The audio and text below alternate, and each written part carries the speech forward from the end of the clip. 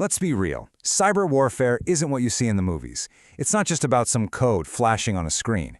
Today, we're going to pull back the curtain on the very real, very physical side of cyber attacks. And believe me, the consequences are a lot more tangible than you might think. Let's dive in. When you hear the word cyber attack, what's the first thing that pops into your head? For most of us, it's this image, right? Some shadowy figure in a hoodie, hunched over a keyboard, with green code just flying across the screen. You know, the classic Hollywood hacker. But here's the thing. That picture? It's dangerously incomplete. The real story of cyber warfare isn't just about swiping data. It's about targeting the physical world, the actual power plants, the servers, the hardware that makes our entire digital life even possible. To really wrap our heads around this, we need to break it down into two separate but connected realms, the logical and the physical. So what do we actually mean by that? Well, the logical realm is all the stuff you can't physically touch. You know, the software, the networks, the data itself. The physical realm is exactly what it sounds like. It's the hard stuff, the servers humming in a data center, the underwater cables crisscrossing the globe, the power plants, the actual computers that make the logical realm work. And here is the absolute key. These two worlds aren't separate at all. In fact, they are completely dependent on each other. The entire virtual world is built on a physical foundation. That means a hit to one can cause a complete catastrophic failure in the other. So first, let's explore just how the digital world is built on that physical foundation and, all the vulnerabilities that come with it.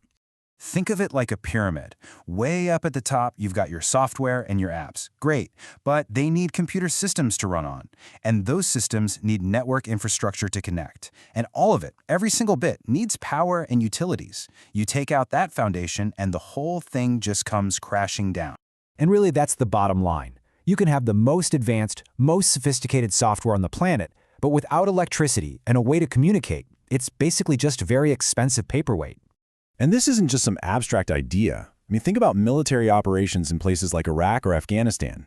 You've got this incredibly advanced technology operating in these harsh desert environments where there's little to no existing infrastructure. Just keeping that physical hardware running, powered, cooled, and connected becomes one of the single biggest challenges they face. So, okay, the digital world depends on the physical, but that connection flows in the other direction too. And this is where things get genuinely startling. Let's look at how just a few lines of code can cause very real, very physical chaos. Let's go to a specific moment in time, 2009. This was the year the first ever internet-connected pacemaker was implanted in a person. Suddenly, a life-sustaining medical device became just another node on a network. A direct bridge was built from the logical realm right into the human body. And it's not just pacemakers anymore. We're talking medication pumps, defibrillators, and a whole host of other implanted devices. They all rely on software to function, which means, yeah, they can be attacked through that software. Now just stop and think about the implications of that for a second. What happens if a world leader or a high-profile diplomat is the target of an attack like that? The political fallout could be immense. It's a completely new and, frankly, terrifying form of assassination. And this threat extends far beyond just individuals. Our entire society runs on these kinds of industrial control systems. A logical attack on a power grid could plunge a whole city into darkness.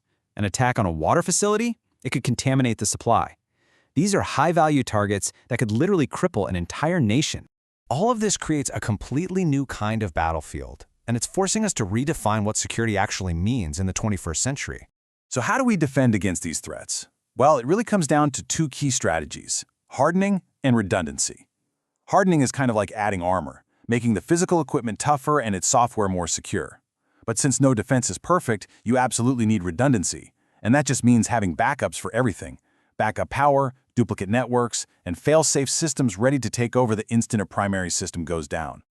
So if you take just one thing away from all this, let it be this. The distinction we used to make between a cyber attack and a physical attack, well, it's effectively gone. They are two sides of the same coin. And that leaves us with a final, pretty sobering question.